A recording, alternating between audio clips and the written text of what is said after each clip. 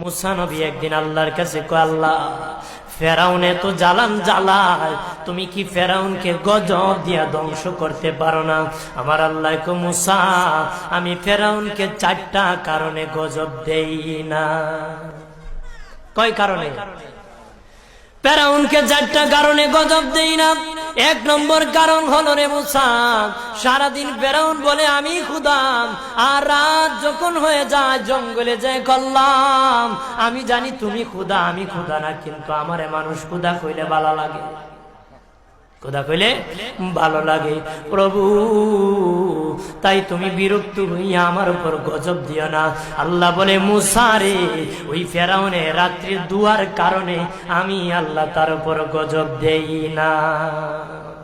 2 নম্বর কারণ হলো, আরে মুসা, তোমার মুখে দাড়ি, ফেরাউনের মুখে দাড়ি, তোমার পরনে জুব্বা, ফেরাউনের পরনে জুব্বা, তোমার মাথায় পাগড়ি, ফেরাউনের মাথায় পাগড়ি। আমি যদি গজব দিই, জুব্বার বেজ্জতি হবে, পাগড়ির বেজ্জতি হবে, দাড়ির বেজ্জতি হবে।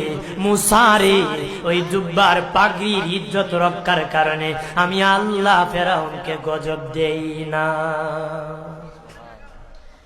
3 নম্বর কারণ হলো, আল্লাহ বলেন, মুসা রে মুসা, 3 নম্বর কারণ হলো, ফেরাউনের বাড়িতে একটা এতিমখানা আছে।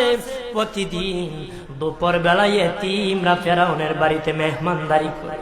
তারা খাওয়ার পরে আমি আল্লাহর কাছে দোয়া করে, আল্লাহ তুমি যদি গুসা হয়ে ফেরাউনকে গজব দিয়ে ধ্বংস করে দাও, আমরা এতিমকে কে খাওয়াইবে রে আল্লাহ, আমাদের দুয়ার বরকতে ফেরাউনকে গজব দিও না। আল্লাহ বলে, মুসা রে, এতিমের দুয়ার কারণে আমি আল্লাহ গজব দেই না।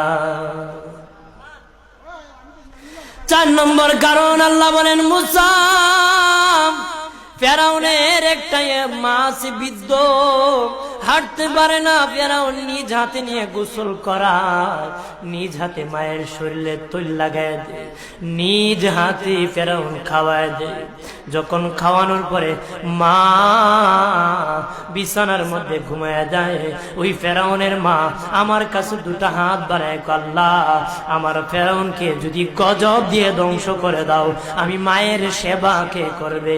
আল্লাহ বলেন, মুসা রে, ফেরাউনের মায়ের দুয়ার কারণে আমি আল্লাহ গজব দেই না।